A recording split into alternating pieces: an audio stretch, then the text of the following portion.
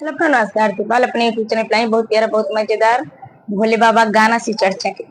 मेरा गाना कैसा लगेगा कमेंट में बताना। जितना दर्शक लोग देख रहे हैं मैं इसको सब्सक्राइब करूँ। जो मेरे गाने में गलती है आप लोग क्षमा करें, मेरे चैनल को सपोर्ट करना।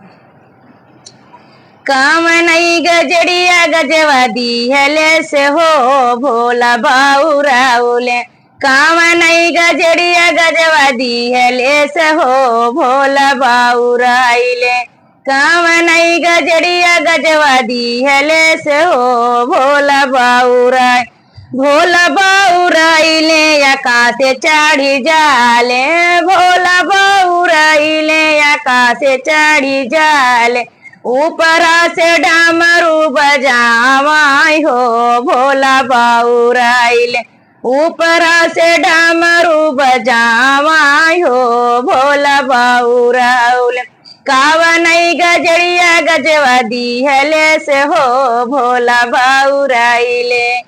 कावा नहीं गजड़िया गजवादी हेले से हो भोला बाउराइले। कावा नहीं गजड़िया गजवादी ले से हो भोला बाउराइले।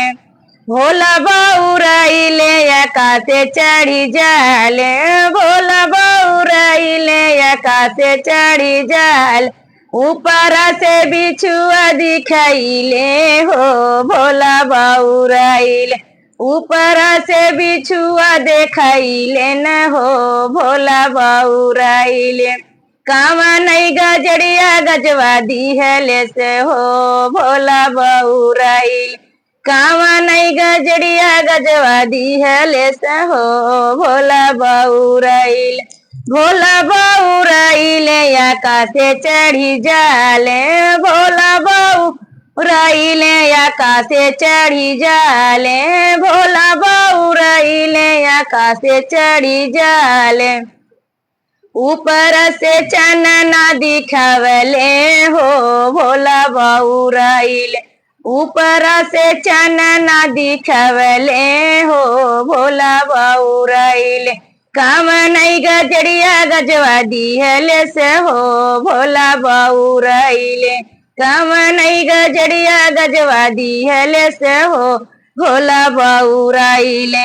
भोला बाउराइले आकाशे चढ़ी जाले। भोला बाउराइले आकाशे चढ़ी जाले। ऊपर से बिछुआ दिखाइले हो भोला बाउराइले। काम नहीं गजड़िया गजवादी हेले से हो भोला बाउराइले। जितना दर्शक लोग देख लो मैं सब्सक्राइब करूँ। मेरा भोले बाबा गाना कैसा लगे कमेंट में बताना। मैं सब्सक्राइब करूँ।